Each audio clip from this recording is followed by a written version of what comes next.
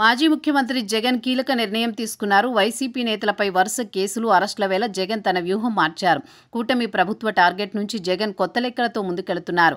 బెంగళూరు నుంచి తాడేపల్లి చేరుకున్న జగన్ ఈ సాయంత్రం గవర్నర్తో భేటీ కావాలని డిసైడ్ అయ్యారు. ఆయనతో కీలక చర్చలు చేయనున్నారు. ఇదే సమయంలో జగన్ కొత్త కార్యాచరణ ప్రకటించేందుకు సిద్ధమయ్యారు. తాజా నిర్ణయాల వేళ గవర్నర్తో భేటీ కీలకంగా మారుతోంది. మాజీ ముఖ్యమంత్రి జగన్ ఈ సాయంత్రం గవర్నర్తో భేటీ కానున్నారు. ఈ మేరకు ఇప్పటికే అపాయింట్మెంట్ ఖరారైంది. ప్రస్తుతం లిక్కర్ కేసు విచారణ, అరెస్టులు, ఛార్జ్షీట్లో జగన్ పేరు ప్రస్తావనతో రాజకీయంగా వ్యవహారం సంచలనంగా మారుతోంది. సిట్ త్వరలోనే పూర్తిస్థాయి ఛార్జ్షీట్ దాఖలు చేసేందుకు సిద్ధమవుతోంది.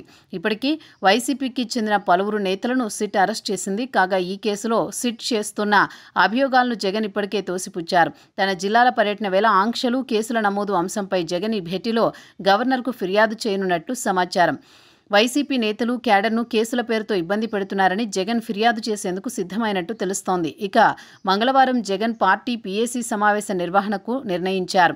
ఈ భేటీలో రానున్న రోజుల్లో కేసుల కారణంగా ఎలాంటి పరిణామాలు చోటు చేసుకున్నా పార్టీ పరంగా తీసుకోవాల్సిన చర్యలపై దిశానిర్దేశం చేయనున్నారు.